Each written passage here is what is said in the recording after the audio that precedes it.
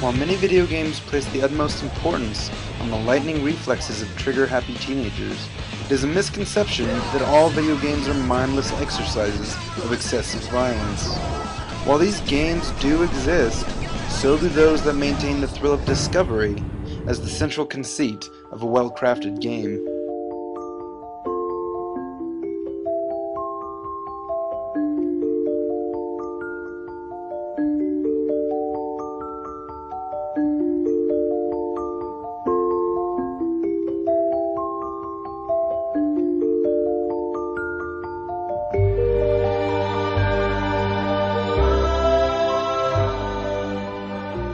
Even though not all games are blood-pumping shoot-'em-ups, in many ways the modern video game holds no immediate resemblance to anything even remotely literary. Part of the reason for this disparate separation of mediums is that video games attempt to tell stories in a very different way than their written brethren. Whereas a narrative is a representation of an event, often including narrator and chronological plot points, video games are more akin to simulations of events, to be experienced rather than read.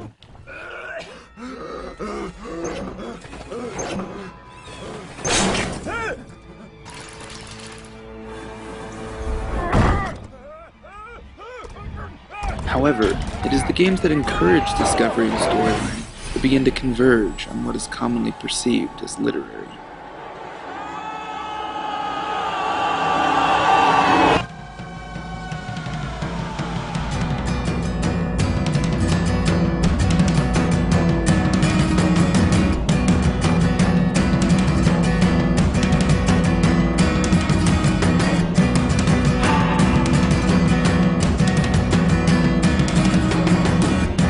Even though some game types often disregard narrative, treating it as an ancillary gimmick to draw players from one adrenaline-drenched battle to another, other games appeal to the explorer-type player, those who take delight in having the game expose its internal machinations to them. The real fun comes only from discovery, and making the most complete set of maps in existence. Some gamers only grapple with this exploration insofar as to progress to the next level, but exploration can also include scope, to move freely within and through a variety of on-screen landscapes, a pleasure that can be indulged for its own sake.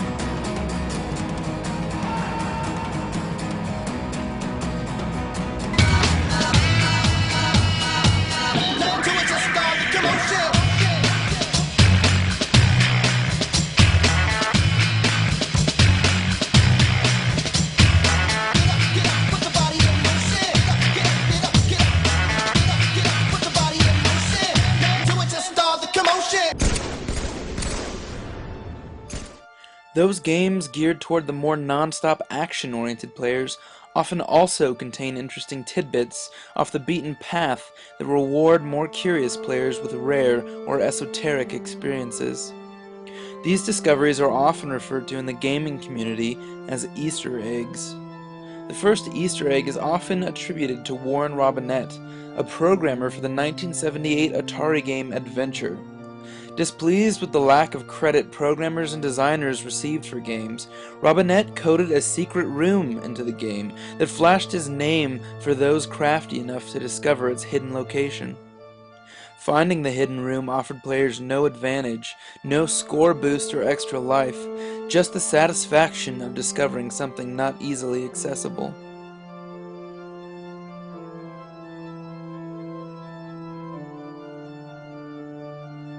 Following Robinett's example, many games began to incorporate Easter eggs, though in a different manner.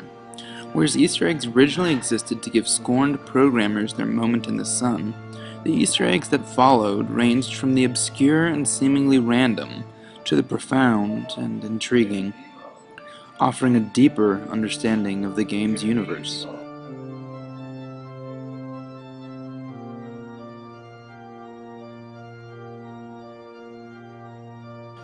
The best of these Easter eggs often contained veiled allusions to deeper meanings in the games themselves, deeper mysteries to be solved, leading the player further down the rabbit hole, so to speak. The eggs that span games create alternative narratives to be followed by those players willing to chase the clues.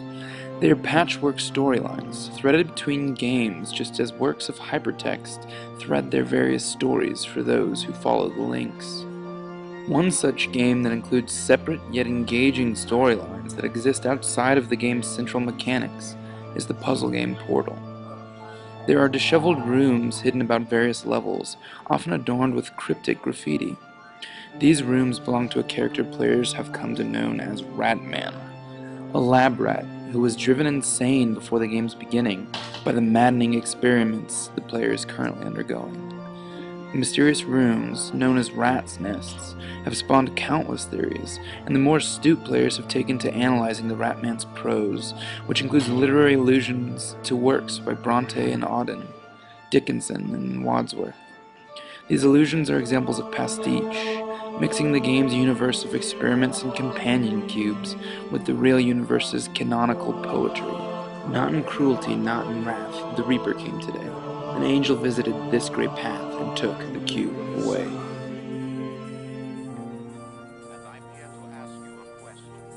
Staying on the subject of literary allusions, some Easter eggs are not difficult to find, but difficult to comprehend. For example, the game BioShock takes place in an underwater city known as Rapture. The former mayor, Andrew Ryan, whose name closely mirrors that of Ayn Rand's, has built a metropolis of Atlas Shrugged proportions, and much evidence of this novel's influence in the game is strewn about the digital world. I chose the impossible. I chose rapture. City where the artist would not fear the censor, where the science... For those not convinced, Ayn Rand's face can even be glimpsed, albeit briefly, if a photograph is viewed from just the right angle. Those players learned enough to comprehend the literature-intensive motifs gain meaningful insight into the game's intricate plot.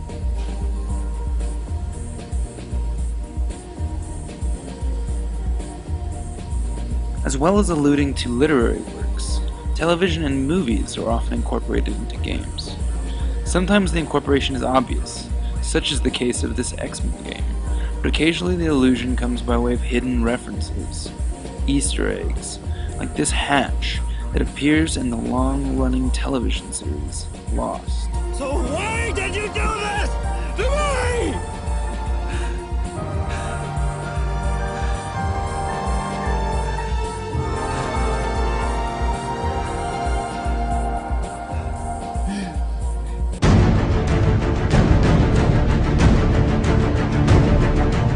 Whereas some video games allude to other modes of storytelling, such as films and novels, other titles make allusions within the medium. One of the more infamously difficult to come across Easter eggs is the secret warden's office in the game Batman: Arkham Asylum. It was put into the game by developers as a secret room, only accessible by way of exploding an otherwise uninteresting wall. But because no player found it, the game developers eventually revealed the secret to the world by emailing the room's location to a gaming magazine. Inside is a computer spouting telling code and a map of Arkham City, including plans to move the asylum further into the heart of Arkham itself. This is an allusion to the progression of the Batman universe, and likewise an allusion to the preceding game, Batman: Arkham City.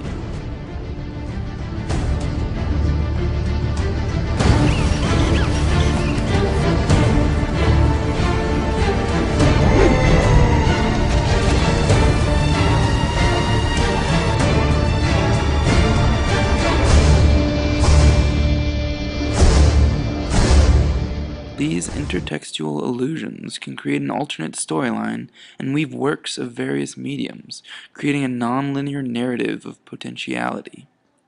Unlike in games of progression, typical action-adventure or shooter games in which the player's primary goal is to realize a pre-existing structure of events, there is no scripted outcome.